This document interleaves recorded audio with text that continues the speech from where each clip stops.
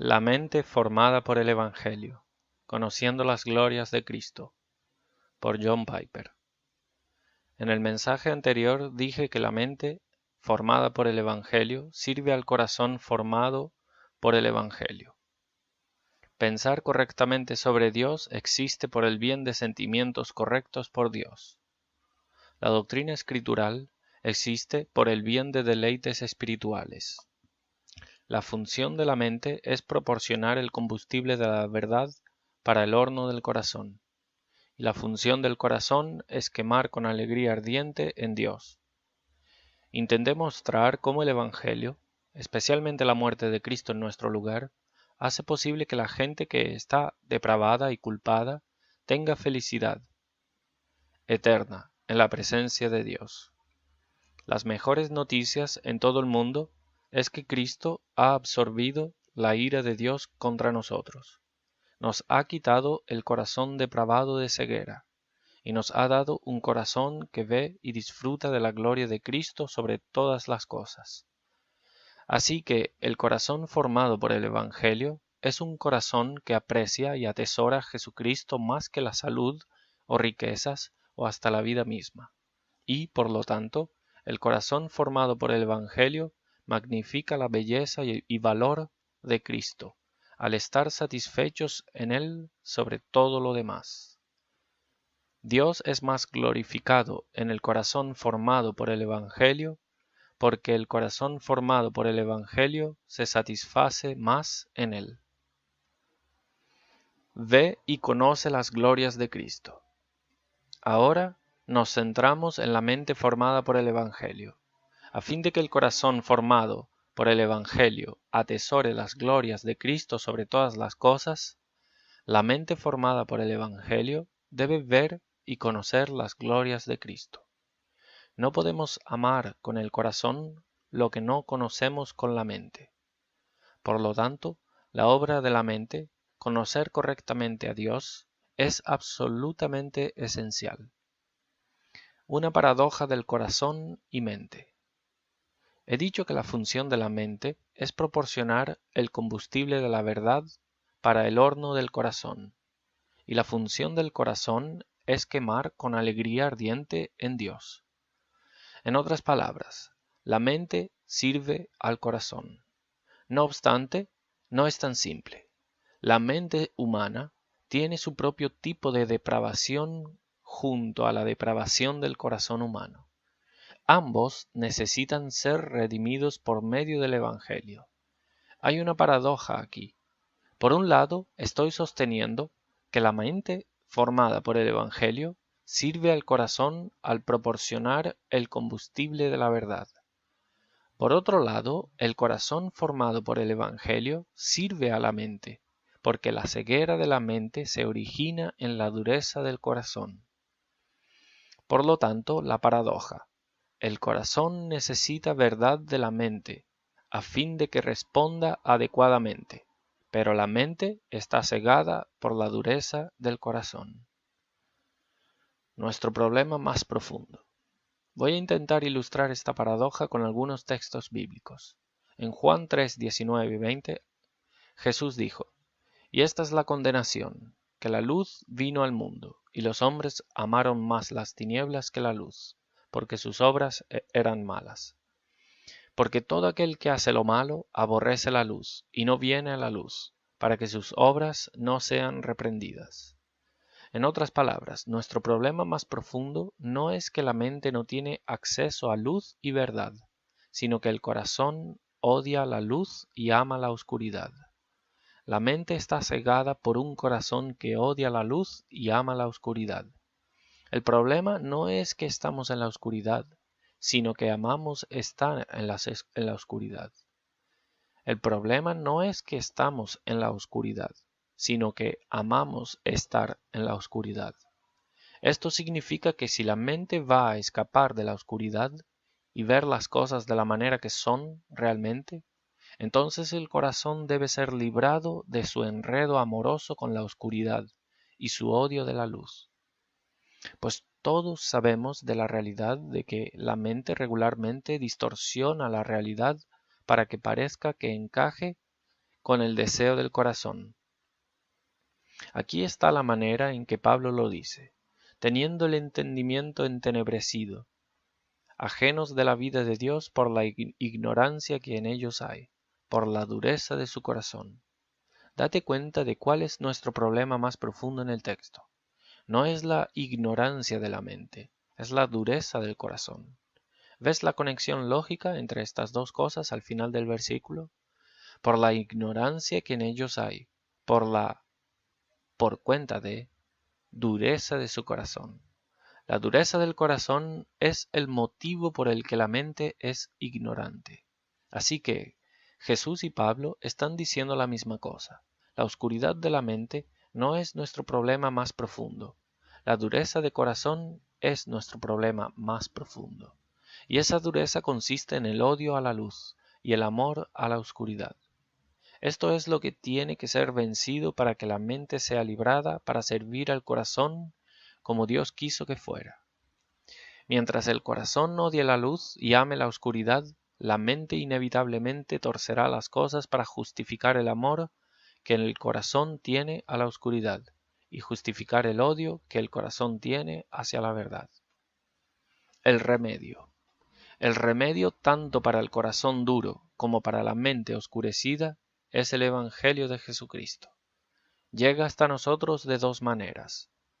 Primero, llega en forma de verdad inteligible para la mente, y segundo, en forma de poder transformador para el corazón. Y el Evangelio se ejerce en ambas maneras simultáneamente. Considera cómo se ve esto en el nuevo nacimiento, en 1 Pedro 1, 23 al 25.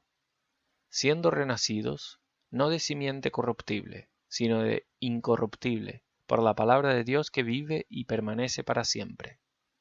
Mas la palabra del Señor permanece para siempre. Y esta es la palabra que por el Evangelio os ha sido anunciada. Por lo tanto, ves que el Evangelio llega de dos maneras. La simiente incorruptible se refiere al poder transformador interno del Espíritu. Y luego, Pedro dice que esta simiente incorruptible provoca el nuevo nacimiento, por la palabra de Dios que vive y permanece para siempre. Ese es el Evangelio que fue anunciado. Entonces, por un lado, está la verdad inteligible, el Evangelio anunciado, que la mente capta. Por otro lado, está la simiente incorruptible del Espíritu obrando dentro de nosotros para provocar un corazón transformado. Ambos son milagros porque la mente está, por un lado, ciega para la belleza de Cristo, y por otro lado el corazón está duro contra Cristo. Sin un milagro del Espíritu, la mente ciega distorsionará el Evangelio y el corazón duro lo rechazará. Pero cuando el milagro del nuevo nacimiento sucede, la oscuridad de la mente es removida, y la dureza del corazón es removida simultáneamente. Cuando el Evangelio es anunciado en el poder del Espíritu, la mente renovada transmite la verdad del Evangelio al corazón en el mismo instante en que el nuevo corazón receptivo está capacitando a la mente para ver el Evangelio por lo que es. Voy a repetir esa frase. Cuando el Evangelio es anunciado en el poder del Espíritu, la mente renovada transmite la verdad del Evangelio al corazón en el mismo instante en que el nuevo corazón receptivo está capacitando a la mente para ver el Evangelio por lo que es. Por lo tanto, en el milagro del nuevo nacimiento, Dios remueve tanto la dureza del corazón como la oscuridad de la mente. La palabra del Evangelio penetra la mente y el Espíritu penetra el corazón. De modo que en el mismo instante el corazón está liberando a la mente de la ceguera y la mente está alimentando el corazón con la verdad, y nacemos de nuevo. Nuestras mentes y nuestros corazones se vuelven completamente nuevos. Una relación bilateral.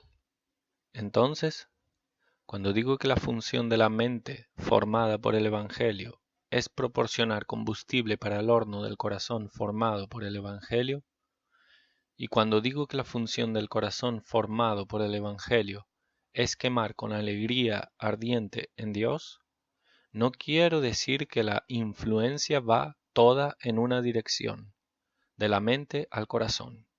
Ahora vemos que incluso mientras la mente formada por el Evangelio está suministrando al corazón con el combustible de la verdad de Dios, el corazón formado por el Evangelio está liberando a la mente para ver la verdad por la que realmente es, sumamente bella y sumamente valiosa. Cuando nacemos de nuevo por el Espíritu a través de la palabra, el corazón es liberado de devaluar la belleza de Dios y la mente es liberada de distorsionar la verdad de Dios.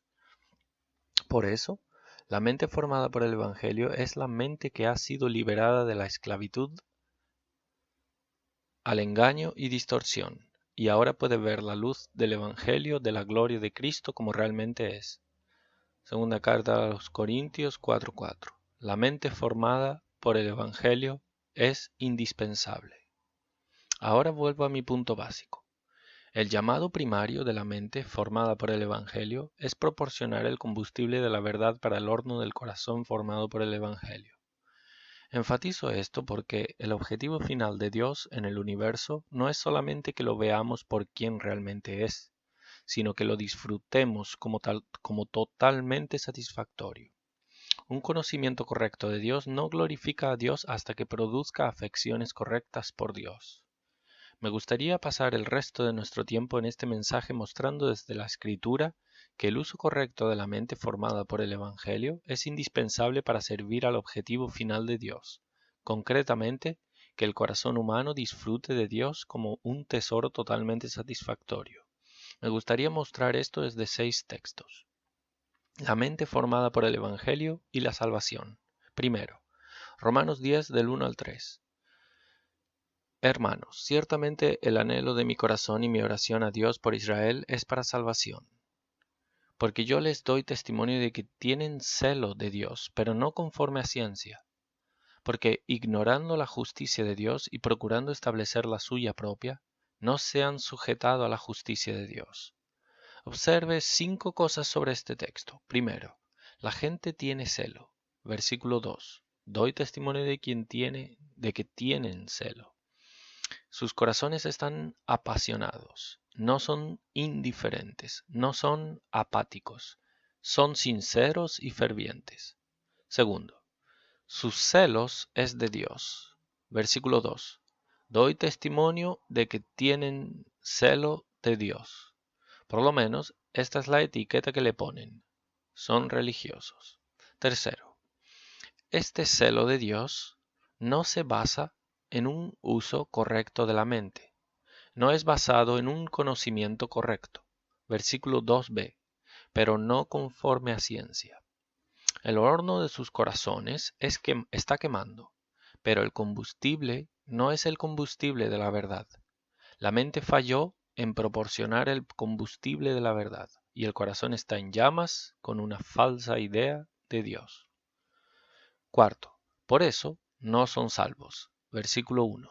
El anhelo de mi corazón y mi oración a Dios por Israel es para salvación, porque no lo son. Quinto, por eso es posible tener un celo por Dios y no ser salvo, porque falta un conocimiento verdadero de Dios y su camino de salvación. Primero, la mente está fallando en proporcionar el combustible de la verdad para el horno del corazón. Ese es el primer argumento. La mente formada por el Evangelio es indispensable al proporcionar al horno del corazón con el combustible de la verdad. No existe salvación sin ella. La mente formada por el Evangelio alimentando el horno. Segundo, segunda carta de Timoteo 2:7, a Timoteo 2:7. Considera lo que digo, y el Señor te dé entendimiento en todo. Observa 3 cosas. Primero, usar la mente para pensar sobre lo que Pablo escribe no sustituye la obra sobrenatural de Dios al dar entendimiento. Considera lo que te digo, y el Señor te dé entendimiento.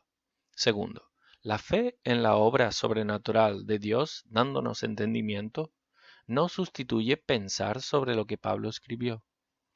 Tercero, Por eso, tanto el acto natural de pensar como el acto sobrenatural de Dios, dar entendimiento, son esenciales. O para decirlo de otra forma, viendo lo que realmente está ahí en los escritos inspirados de los apóstoles y ser cambiados por ello en nuestros corazones, requiere tanto el acto natural de pensar y la iluminación sobrenatural de Dios. Voy a repetir esa frase. Aquí cuando usa la palabra cambiado se refiere a la transformación interna, ¿no? Viendo lo que realmente está allí en los escritos inspirados de los apóstoles y ser cambiados por ello en nuestros corazones, requiere tanto el acto natural de pensar y la iluminación sobrenatural de Dios. Ese es el segundo argumento. La mente formada por el Evangelio es indispensable al proporcionar al horno del corazón con el combustible de la verdad. Jesús y el uso de la mente. Tercero, veremos Lucas 12, 54 al 57. He escuchado a gente decir que razonar con silogismos es una manera occidental de pensar, que no es universal, es solo una manera cultural de pensar. Pero en otras culturas puede que no sea una manera válida de pensar, lo cual ensombrece toda la exhortación de pensar sobre lo que la Biblia dice. ¿Te acuerdas de lo que es un silogismo? Son dos premisas y una conclusión. Por ejemplo, primera premisa: todos los hombres son mortales. Segunda premisa: Platón fue un hombre. Conclusión: por lo tanto, Platón era mortal. Creo que este tipo de silogismo está construido directamente en la estructura de la realidad y es válida en todas partes. Un motivo por el que creo que este es el caso es porque las personas dependen de ese tipo de pensar en todas partes, sea lo que sepan o no, sea que lo sepan o no. Y otro motivo por el que pienso que este es el caso es porque Jesús asume la validad de este tipo de raciocinio. Él hasta los responsabilizó de usarlo. Por ejemplo, Lucas 12, 54 y 57 dice: Decía también a la multitud, cuando veis la nube que sale del poniente, luego decís, agua viene, y así sucede. Y cuando sopla el viento del sur, decís, hará calor, y lo hace. Hipócritas, ¿sabéis distinguir el aspecto del cielo y de la tierra? ¿Y cómo no distinguís este tiempo? ¿Y por qué no juzgáis por vosotros mismos lo que es justo? ¿Ves cómo ellos están usando el silogismo en sus vidas diarias? Primera premisa: cuando la nube sale del poniente, agua viene. Segunda premisa: la nube sale del poniente. Conclusión: por tanto, va a llover. Jesús vio que ellos sabían usar sus poderes racionales perfectamente bien cuando sus propios intereses mundanos estaban en cuestión, y por eso los llamó hipócritas al no usar el mismo raciocinio o usar los mismos poderes racionales cuando se trataba de asuntos espirituales como quién era él, y cuál era el momento único en la historia que era.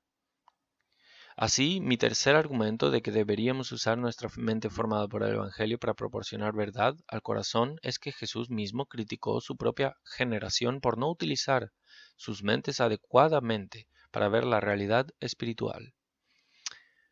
¿No sabéis? Cuarto, 13 veces en sus cartas el apóstol Pablo hace la pregunta, ¿no sabéis? Implicando que si usasen sus mentes para saber lo que deberían saber, entonces afectaría radicalmente sus corazones y comportamiento. Por ejemplo, ¿no sabéis que sois templo de Dios y que el Espíritu de Dios mora en vosotros?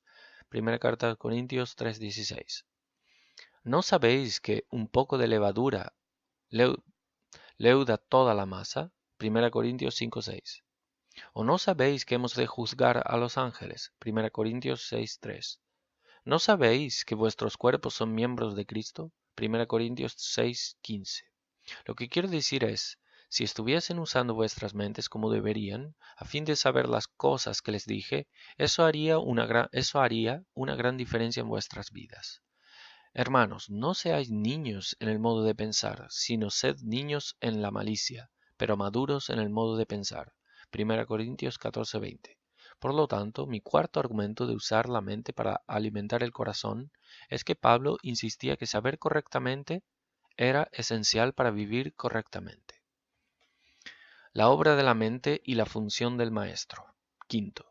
En Efesios 4, del 11 al 12, Pablo nos dice que el Cristo resucitado dio maestros a su iglesia, y él mismo constituyó a unos apóstoles, a otros profetas, a otros evangelistas, a otros pastores y maestros, a fin de perfeccionar a los santos para la obra del ministerio, para la edificación del cuerpo de Cristo. También dijo que los obispos o ancianos de cada congregación deben ser aptos para enseñar o dotados para enseñar. 1 Timoteo 3:2. ¿Cuál es el trabajo de un maestro en la iglesia? El trabajo es leer y entender la palabra de Dios, y luego explicársela a los demás para que la entiendan y sean cambiados por la palabra. La enseñanza incluye la obra de la mente para entender la verdad, y luego dejarla clara para los demás. Dios planeó que su iglesia sea liderada por maestros. Por lo tanto, la obra de la mente es esencial si es que la iglesia va a ser transformada en la imagen de Cristo. La mente y la lectura. Sexto y finalmente, veamos Efesios 3:4. El plan de Dios para los siglos de la historia de la Iglesia, hasta que el Señor Jesús vuelva en gloria, es que su verdad sea preservada para la Iglesia en un libro, la Biblia. Las implicaciones de este simple hecho son enormes. Una implicación es que conocer a Dios exige que se lea. O debes leer o alguien debe leer por ti. Y leer es un acto profundamente intelectual. Incluye pensar. Y cuanto más atenta la lectura, más dura la obra mental. Aquí hay un texto increíble de Efesios. Leyendo lo cual podéis entender, cuál sea mi conocimiento en el misterio de Cristo. Efesios 3:4. Solo piensa en ello. La obra ordinaria de la mente llamada lectura se vuelve en el medio de entender el mismo misterio de Cristo que Dios le dio al apóstol Pablo. Y es precisamente en entender este misterio, las riquezas insondables de Cristo, como son llamadas en el verso 8, que nuestros corazones son transformados. Segunda carta a Corintios 3:18 dice: mirando a cara descubierta, como en un espejo, la gloria del Señor, somos transformados de gloria en gloria. Entendiendo las glorias de Cristo a través de la lectura, nos cambia desde la raíz de nuestro ser. Esto significa que el uso correcto de la mente formada por el Evangelio, al leer las Escrituras, es un medio esencial de alimentar el corazón para que sea transformado en un corazón que atesora a Jesús por encima de todo. Creado para atesorar Dios. Concluyo, por tanto, que Dios nos creó con una mente para pensar y un corazón para sentir. Asimismo, tiene la intención de que la mente formada por el Evangelio proporcione continuamente el combustible de la verdad para el horno del corazón, para que el corazón arda con amor a Dios, para que atesore a Dios por encima de todas las cosas con una alegría totalmente satisfactoria. Por lo tanto, hermanos, no escatimen esfuerzos con sus mentes para suministrar el combustible de la verdad de la palabra de Dios, no sólo para el horno de vuestro propio corazón, sino también para el horno del corazón de vuestra gente, porque nuestro objetivo es llevar nuestro pueblo a una satisfacción tan profunda en Dios que los libere de los placeres pasajeros de este mundo, y mostrará que Dios en Cristo es infinitamente más bello, más valioso y más satisfactorio.